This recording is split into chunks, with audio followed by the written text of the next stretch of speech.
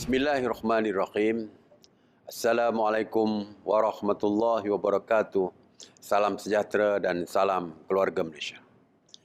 Saya merafakkan rasa penuh kesyukuran kehadrat Allah Subhanahu Wa Taala dengan izin dan limpah kurnianya saya dapat bersama-sama warga pekerja keluarga Malaysia menyambut Hari Pekerja pada tahun ini. Saya mengucapkan selamat Hari Pekerja kepada semua warga pekerja di negara ini dengan tema sambutan pada tahun ini, Pekerja Tonggak Keluarga Malaysia dalam Pemulihan Negara. Tema ini mencerminkan aspirasi kesepaduan, kesepakatan dan jalinan kerjasama keluarga Malaysia untuk sama-sama berganding bahu memulihkan ekonomi negara ketika pasca COVID-19. Pelbagai inisiatif telah dilaksanakan bagi memastikan keluarga Malaysia dapat meneruskan kehidupan seperti program subsidi upah ataupun PSU dan program pengekalan pekerjaan ERP. Di bawah PSU, sebanyak 20.34 bilion ringgit telah disalurkan bagi membantu lebih daripada 350,000 majikan di seluruh negara. Inisiatif ini juga berjaya membantu mengekalkan seramai 2.95 juta pekerja dalam sektor pekerjaan. Keluarga Malaysia yang saya kasihi, kerajaan sentiasa membela hak pekerja keluarga Malaysia termasuk meluluskan pindaan Akta Kerja 1955 yang memanjangkan tempoh cuti bersalin kepada 98 hari dan pemberian cuti paternity selama 7 hari. Menambah baik amalan kerja dan kehidupan supaya lebih seimbang dengan mengurangkan waktu bekerja mingguan daripada 48 jam kepada 45 jam dan bagi menggalakkan pekerja turut aktif dalam kesatuan sekerja, Akta Kesatuan Sekerja 1959 sedang dipinda dan telah melalui bacaan kali pertama di Dewan Rakyat pada 24 Mac tahun ini. Kerajaan melalui Pertubuhan Keselamatan Sosial ataupun Perkeso telah memperuntukkan sebanyak 267 juta ringgit bagi menambah baik operasinya yang melibatkan kadar caruman serta faedah yang ditawarkan. Had siling gaji bulanan yang diinsyuranskan ditingkatkan daripada RM4,000 kepada RM5,000 yang memanfaatkan seramai 9 juta pekerja khususnya pencarum Perkeso di seluruh negara. Kadar minimum pencen penakat yang dibayar kepada orang tanggungan yang layak pula dinaikkan daripada RM475 kepada RM550 sebulan yang memberi manfaat kepada 56,000 isi rumah.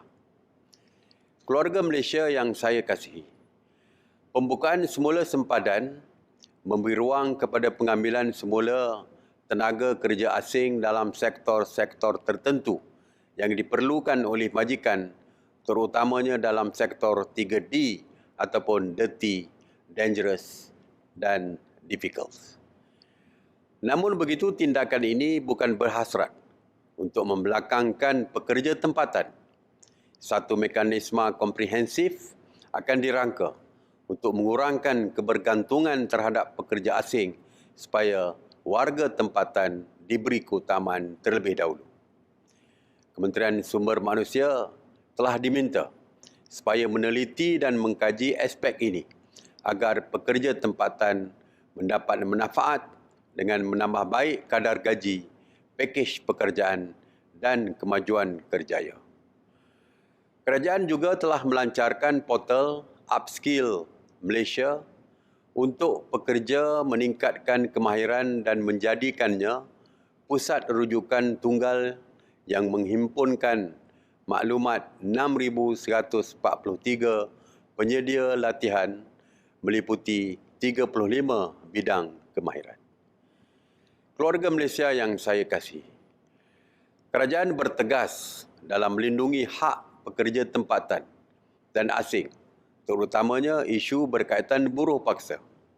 Sehubungan dengan itu, kerajaan telah meratifikasi Protokol 29 Pertubuhan Buruh Antarabangsa ataupun ILO sebagai bukti komitmen kerajaan untuk menghapuskan buruh paksa di negara ini.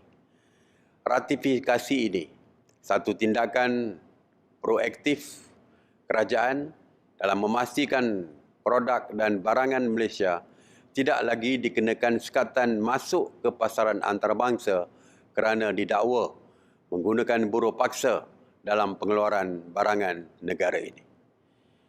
Keluarga Malaysia yang saya kasihi, kerajaan sentiasa menghargai sumbangan pekerja keluarga Malaysia. Sempena sambutan Hari Pekerja pada 1 Mei 2022 yang kita raikan sambutannya sebagai pengiktirafan terhadap sumbangan para pekerja dalam menjana kemajuan negara, sekecita saya umumkan bahawa kerajaan bersetuju meletakkan sasaran sekurang-kurangnya 1 juta ahli keluarga Malaysia yang bekerja sendiri mendapat perlindungan insurans di bawah Perkeso menerusi skim keselamatan sosial pekerjaan sendiri. Di bawah program ini, kerajaan akan menanggung sebanyak 80% daripada jumlah yang perlu dicarum oleh individu terbabit. Mewajibkan penyediaan taska tempat kerja di setiap sektor awam, kerajaan persekutuan, kerajaan negeri dan badan berkanun sebelum ia diperluaskan ke sektor swasta. Kerajaan menyediakan geran tahunan sebanyak 10 juta ringgit pada tahun 2019 dan 30 juta ringgit sejak tahun 2020 bagi inisiatif ini yang akan memberi kelegaan kepada pekerja-pekerja yang mempunyai anak kecil. Program pembiayaan insurans kenderaan keluarga Malaysia atau myeasycover.com mulai 1 Mei. Ia adalah pakej pembiayaan secara ansuran sehingga 10 bulan tanpa sebarang caj faedah ditawarkan kepada penjawat awam sebelum diperluaskan kepada sektor swasta. Program ini akan dilaksanakan oleh Kementerian Sumber Manusia dengan kerjasama Perkeso dan Angkatan Koperasi Kebangsaan Malaysia Berhad Angkasa. Dan gaji minima RM1,500 yang berkuat kuasa 1 Mei merupakan hadiah kepada golongan pekerja di atas dedikasi yang tanpa jemu dalam membangunkan ekonomi negara. Keluarga Malaysia yang saya kasihi, kerajaan yakin warga pekerja keluarga Malaysia akan kekal berdaya tahan dan terus menjadi rakan strategik dalam membangunkan ekonomi negara. Sekali lagi, saya merakamkan setinggi-tinggi penghargaan dan mengucapkan Selamat Hari Pekerja kepada semua pekerja, pemimpin dan ahli kesatuan-kesatuan sekerja yang ada di negara ini.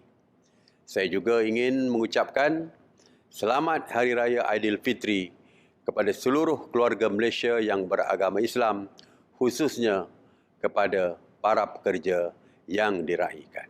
Sekian, wabillahi taufiq wal hidayah.